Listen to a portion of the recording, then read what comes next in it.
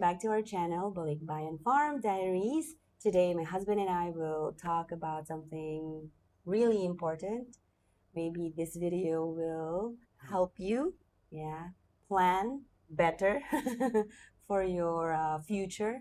If you wanted to start over here in the Philippines like we did, maybe this is the video for you. This is the video for you, right?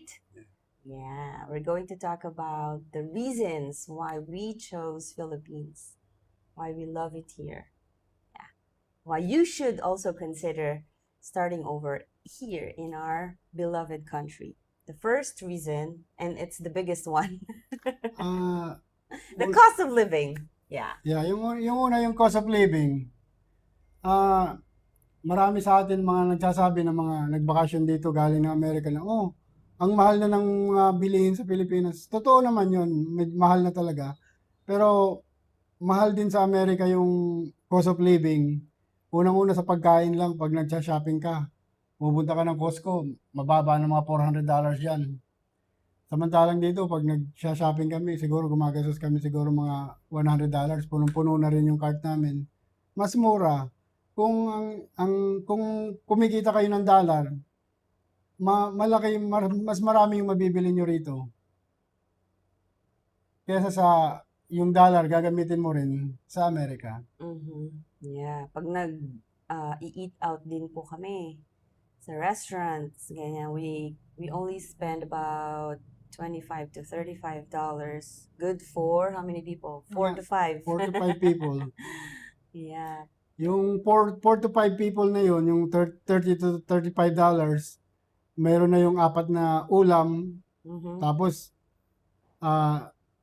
may soup, 5 drinks na parang mabubusog ka na. Mm-hmm. Worth it na, kumbaga. Samantalang sa Amerika, pag lumalabas kami dyan, mababa na yung $25 per person. Mm-hmm. Ganyan kamahal yung mga bilihin sa Amerika. Kaya nga nag-decide kami nung nagbalik kami sa Pilipinas, Mm-hmm. dahil parang hindi naman kami nakaka-save na dyan dahil mataas din talaga cost of living, especially sa insurance. Yeah, we'll talk about the insurance a little bit later. Food muna tayo. Food Focus muna tayo tayo, sa yes. food.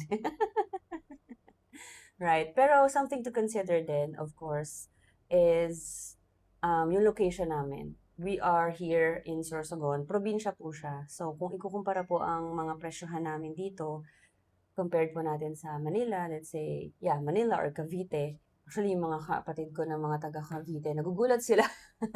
Ang mura naman dito, ate. So, that's also something to consider. Pero sobrang mura po talaga ng mga pagkain dito. And also, dahil nga nagpo-farm po kami, nakaka-harvest na po kami ng mga organic na vegetables. And sobrang sarap. Sobrang sarap at halos, may cost din naman syempre yun dahil pinagtrabahuhan din naman ng asawa ko. Pero kasi di ba sa Amerika, if you want to get organic na food, sobrang, magkano? Magkano yung patong? Mahal. Mahal po siya pag gusto niyo ng organic. Saka nung nakatira kami sa abroad, pag pupunta kami ng mga groceries, plano namin bumili ng mga gulay, tapos kung minsan wala pang gulay na bibilin mo. Yung gusto mong gulay. Kaya karamihan doon, lagi lang ulam, karne. Kaya yung nakakasira ng health natin, Yeah. especially sa mga cholesterol. Yeah. Maghahanap ka pa ng Asian store na nandun na lahat ng gusto mo, pero hindi naman lahat ng Asian store nabibigay yung gusto mo. I mean, may mga kulang-kulang po talaga. Kung ano lang yung available. Oo, kung ano lang talaga yung available. So, ayan. So, food yun ha. Food pa lang po yan. Another thing is Electricity. Right. Nung nakatira kami sa Minnesota, pag starting na ng taglamig, lalo na peak ng winter, yung electricity cost namin parang mga $450 a month na siyempre lagi naka-on yung heater. Kaya mataas yung bill namin sa electric. Samantalang dito kahit dalawa yung aircon namin na laging nakabukas, parang magkano binayaran natin? Parang mga 12K pesos yun. nung may bisita kami rito na nakabukas palagi aircon, parang 12,000. So mga $200. Mm-hmm. Yun lang, pag laging nakabukas. Pero pag kami lang na pamilya, parang binabayaran lang namin, parang, 1/3 lang nun. parang mga $4,000 a month. Yeah. So, which is parang wala pang $80. Yep. Kasi hindi lang 2 aircon yun. Marami rin silang electric fan nun Yeah. dito. Hindi kinaya ng aircon. Kasi talagang peak po ng summer nung dumalaw sila. Kaya grabe po talaga yung init dito. Pero masaya naman. So yun po, electricity. Susunod po ay, bilistahan kami, di ba? Bilistahan kami. Water! Usapang water. Hindi. Kahit sa Amerika, mura rin Ah. ang tubig. Tsaka dito, mura rin. Mm-mm. Wala, Kasi deep well po yung water namin dito sa oh, bahay. gumagamit na rin ng electricity. Mm-mm. Pero ang nagastos natin sa pagpapagawa ng deep well, magkano yun? Mahal din, parang umabot ng mga $600. $600. Pero, di ba, kapag meron ka ng deep well, wala ka nang iisipin na water bill every month. May idea ka ba kung magkano yung sa prime water? Siguro mga for one family, probably ₱500 a month. Yeah. Kung magpapalinya po kayo ng tubig dito, mga ganun po yung gastos niyo. So, mamili na lang po kayo kung magpapagawa po ba kayo ng deep well na maglalabas kayo ng malaking pera upfront or magpapalinya po kayo.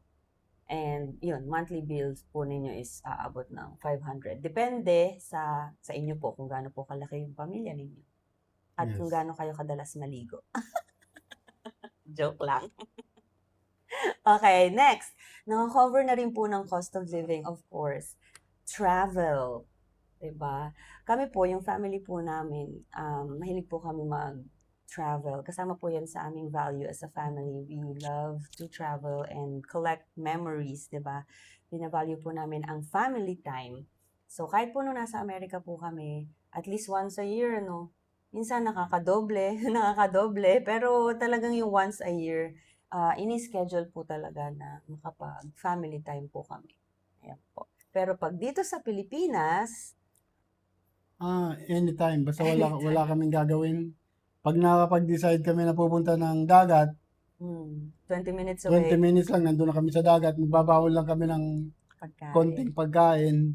Tapos doon na kami kakain, maliligo ng konti, tapos uwi na. Mhm. Samantalang nung nasa Amerika kami, yung pagpupunta mo sa dagat, pagpaplanuhan mo, Mhm. bibili ka pa ng plane ticket, Mhm. yun ang nakakapamahal. Yeah. Wala po kasing dagat sa Minnesota, puro lake. Hindi naman po kami mahilig magligo. Maligo sa lake. Sa lake, oh. Mas gusto po talaga namin yung dagat. Dagat. Marami rin naman pong magandang pasyalan sa Minnesota. Pero yung sa amin po kasi, siguro dahil tropical islander tayo mga Pilipino, para bang lagi tayong tinatawag ng dagat. So, ayun po. Dito po sa Pilipinas, kahit po, let's say, mag-decide po kami na magpunta sa Cebu or Palawan or somewhere else dito sa Pilipinas, mura pa rin kung ikukumpara sa Yeah, no? yung mga plane ticket pag Yeah. nandito ka na, Yeah. mura, mga $100 lang. Balikan ka na, papunta ka na tuloy kung na, no? saan ka papunta. Right. Samantalang sa Amerika, balikan na ticket, mga $300 minimum. Minimum. Isa lang yun, Oh. kung pamilya kayong magta-travel, di ba? Times 3 yung gastos. So, yun po, kung gusto nyo rin pong mag-abroad, let's say mag-travel sa Thailand, sa Vietnam, sa pa ba? Hong Kong. Mura pa rin po kung ikukumpara sa Maraming mga sale na ticket. Yeah, that's right. Saka yung mga nabulol ako ng slide doon. Airbnb. Hindi nyo na po kailangang mag-hotel. Actually, depende, no? Merong Airbnb na mas makakatipid ka. Maghahanap ka lang talaga. Maghahanap ka lang talaga. Yun po. Masaya po yung experience namin dito sa Sorsogon kasi nga po, travel destination na rin po itong probinsya ng Sorsogon. So, actually, hindi pa nga tayo simula po nung umuwi kami, hindi pa naman pala kami nakakapunta sa ibang, probinsya. Tama ba? Hindi pa. Paano? Busy tayo. Busy. At saka dito pa lang sa Sorsogon, masaya na Yeah. kami. Ang dami na namin talagang magandang lugar na Marami pa napuntahan. kaming hindi Hindi napupuntahan. pa nga namin napupuntahan natin. So, dito pa lang masaya na kami. Eventually, we'll see kung magkaroon ng igagala namin kayo sa ibang probinsya. Kasi ito mahilig po siya mag-snorkeling. Yan po, kapag po nagbi-beach kami, isa po yan sa ano niya, nilo-look after niya ang Gusto kong makita yung mga maliliit na isda mm, na naglalangoy sa ilalim. right. Parang nakakapag-relax. Natatanggal talaga yung stress niya. Tsaka yung anak ko din tuwang-tuwa siya din na nag-snorkeling siya last time. So, yan po, travel. At ito po, ang susunod na, medical cost. Yeah. Yan. Marami sa ating mga Pilipino na ayaw nila sa Pilipinas dahil kino-complain nila na, hindi maganda yung medical care sa Pilipinas dahil mabagal, ganyan. Tsaka parang natatakot sila. Kasi kami dumaan din sa isip namin yan na kailangan ba natin matakot sa ganyang mga bagay na kung tutuusin talaga, ang medical care mas mura rito sa Pilipinas kaysa sa Amerika. Tsaka yung quality naman, okay naman ang quality rito. Ikukumpara mo. Kasi kung minsan na ER din ako sa Amerika, ang tagal din ng respond ng ER dahil marami ring mga tao, ganun. Ganun din dito. Kaya lang pagkakaiba rito, mura. Nung dumating kami ng Sorsogon, na hospital yung anak ko ng 3 days sa magandang hospital din, binayaran lang namin parang $500. Kung tutusin sa Amerika, ma-hospital ka ng 5 days. 3 days. I mean 3 days. Ang dami mo nang babayaran yung mga deductible sa mga health insurance mo. Tapos dito na emergency room ako ng isang araw, binayaran ko lang $150. Kaya parang affordable naman talaga rito pag dollar yung pera mo. Nung na-emergency po siya, syempre, yung emergency room itself, di ba, binayaran yun, kasama na yun doon. Tapos yung labs niya, at saka yung urinalysis. Magkaiba pa ba yun? Magkaiba pa ba yun? Ayun, basta yun po. Total na nun ay 8,000 something pesos. Wala pang $150 lang. And private hospital po yun. And share lang din po namin na very prime po yung location namin. Nakakatuwa nga po kasi itong bahay na tinitirhan namin ngayon, even yung farm, mga 10 minutes away lang na drive, no? Yes, May hospital na po. Even, dito sa bahay, nasa bahay po kami ngayon. Po yung tinitira namin. Nasa bahay po kami. Itong bahay po na tinitirhan namin ngayon, may walking distance po dito na na hospital. So, ayun po.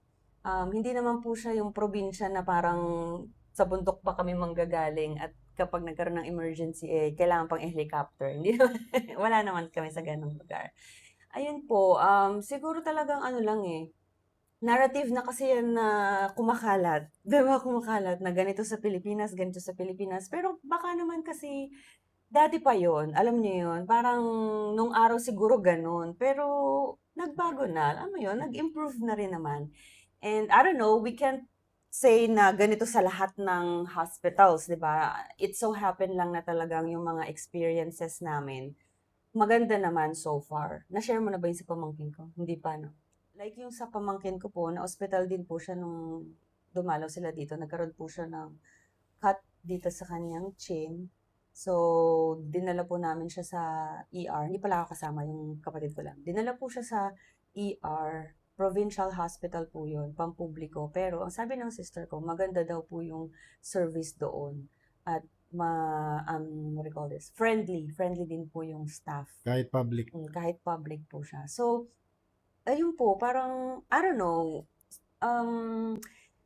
hindi po namin alam kung saan po talaga nanggagaling yung mga fear na meron ang karamihan sa atin. Parang na-feed lang po talaga yung fear sometimes. Pero ito po, real experience po namin, sinishare po namin sa inyo. So far, wala naman pong problema. But it doesn't mean po na wala na kaming care sa medical insurance. Actually, this coming Friday, meron na po kaming kakausapin. We'll see kung magiging okay po ang usapan.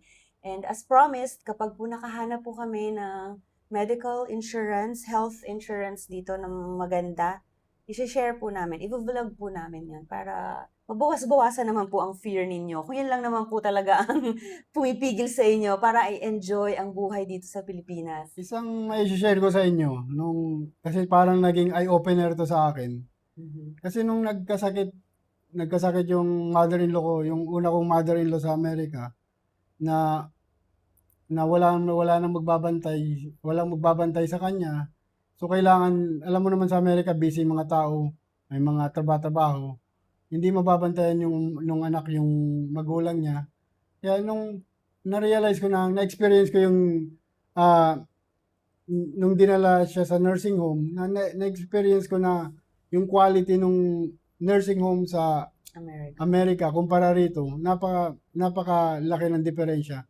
Kasi nung nasa nursing home yung mother-in-law ko, na parang yung ratio nung caregiver, parang 1:10 o 1:15. Mhm. Kaya yung caregiver nahihirapan mag-alaga nung mga patients dahil parang kulang sila ng tao. Pagkatapos, kahit binibigyan ka nga ng bell, sabi pag may kailangan ka, ikalimbang mo raw yung bell mo para Yung tutulungan ka. caregiver, oo. Pero sometimes it takes like 2 hours bago dumating yung yung caregiver na tutulong sa'yo o yung nurse. Kaya sabi ko parang hindi ko kaya to na dito ako magpapatanda sa Amerika na ito ang mangyayari sa akin. Tsaka nung siyempre na pumupunta ako sa facilities sa nursing home, talagang yung amoy ng nursing home parang ang sakit sa ilong, naghahalo na yung iba't ibang amoy tsaka yung gamot. Parang nakakaawa yung kung aabutin ka ng nursing home sa Amerika. Samantalang dito, nung inuwi namin yung mother-in-law ko, ang nagbabantay sa kanya one-on-one na nababantayan siya. Tapos kung may kailangan ka, andiyan ka agad. Kaya para sa akin talagang yung kung magre-retire ka, kung siyempre tayo tatanda tayo, abutin tayo ng nursing home. Kung dumating tayo, mas maganda ang quality ng nursing home dito Mhm. dahil nababantayan ka kaysa sa Amerika na parang pinapakain ka lang, tapos manonood ng TV, tapos balik ka sa kwarto mo, ganun. Samantalang dito, kung ano-ano pang mga activities na mapupuntahan mo, lalong-lalo na pag may pera ka rito, Mhm. masusundin ka. Yeah.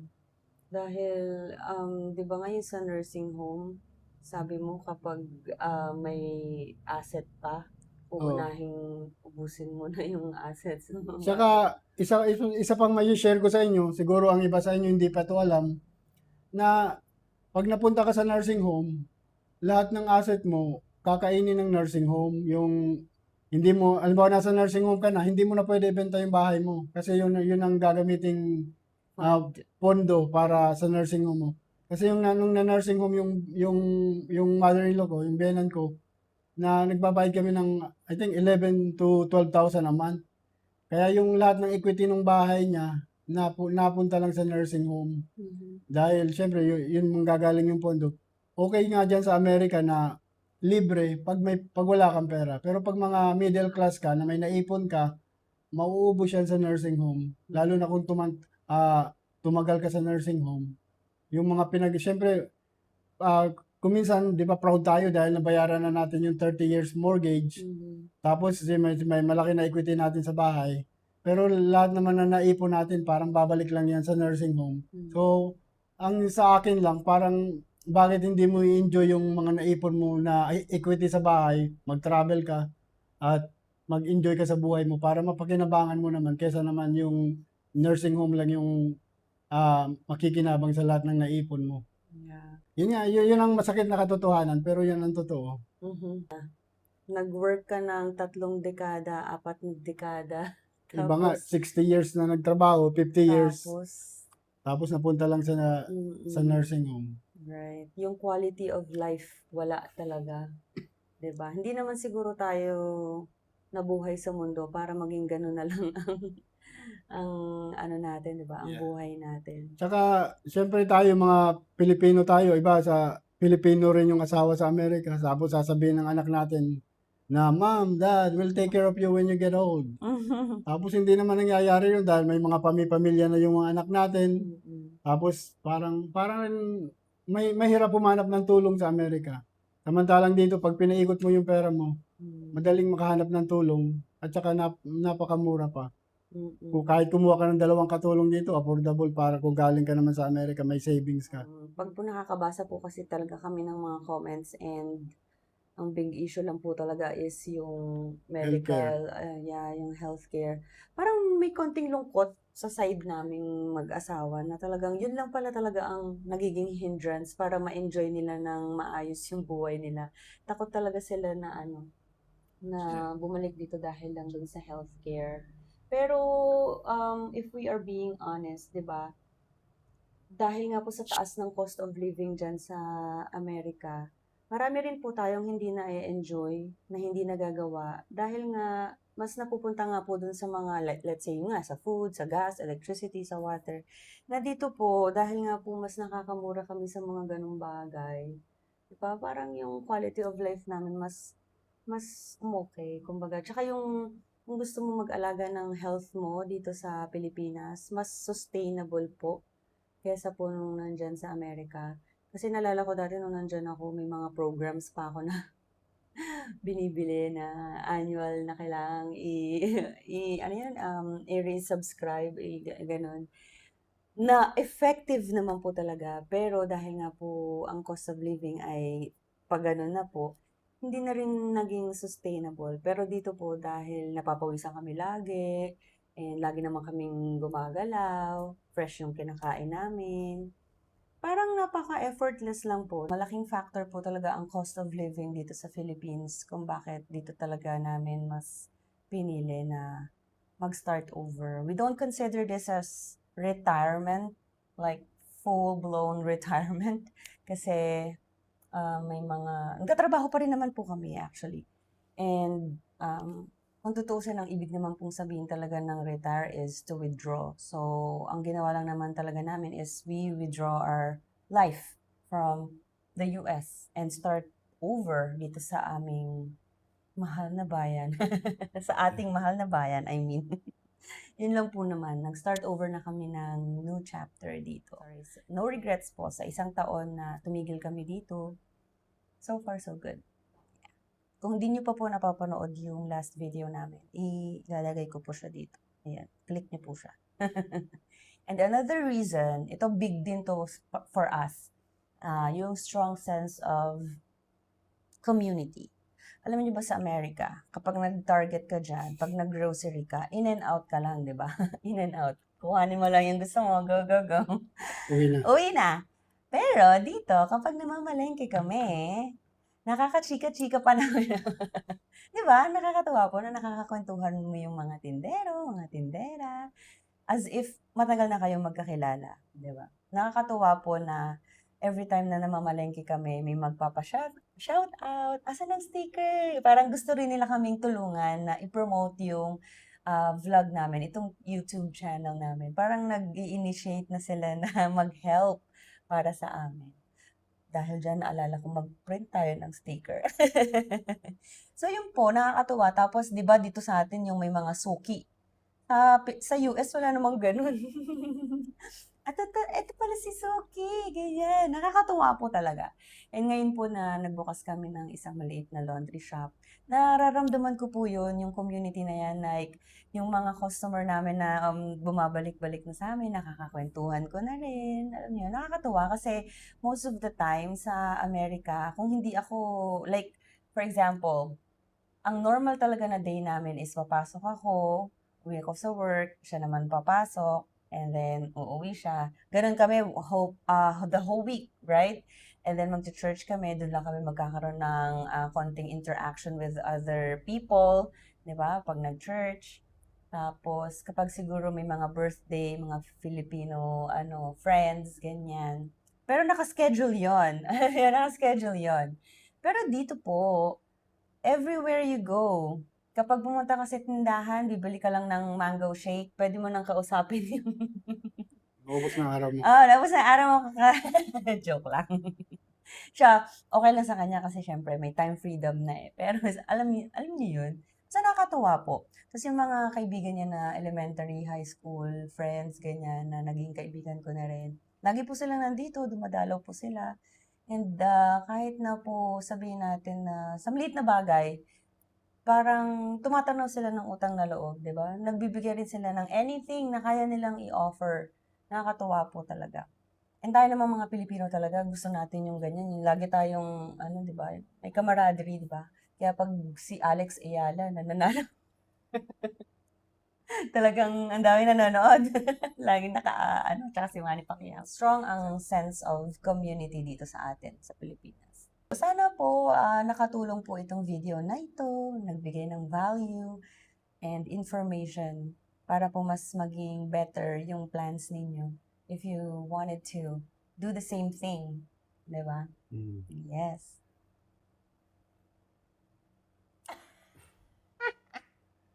Yeah, yun lang. Sana makatulong sa mapagagawa nyo ng decision. Yes. Nag-workout para sa amin. Mhm. So hopefully, mag-workout din para sa inyo. Right. Share lang po ito. Ito po yung sinishare namin, yung mga experiences namin. Kasi alam po namin na ang pag-uwi dito sa ating bayan ay isang malaking desisyon and you need guidance, kumbaga. And hopefully kami na mismong nandito na at ba't hindi ako makapagsalita ng maayos? Sinishare namin yung personal experiences namin. Hopefully, makatulong po talaga sa inyo. Lagi niyo pong iisipin pala, pahabol na lang bago kami magpaalam, yung location talaga. Kasi kung sa Maynila lang din po kayo magre-retire, wag na lang po. Diyan na lang po kayo, magstay na lang po kayo kung nasan man kayo. Pero kung meron po kayo magandang probinsya, like dito sa Sorsogon, nagagandahan po talaga ako sa Sorsogon. Na progressive na rin naman, marami na rin magagandang hospitals. Ayun, okay naman po dito. Location is a Key. Yeah. Yes. Okay, have a good one po. Ha? Maraming salamat po sa panonood. Sana Yes. nakatulong sa inyo. Yes, thank you so much po sa support and we'll see you on our next one. Bye! Bye.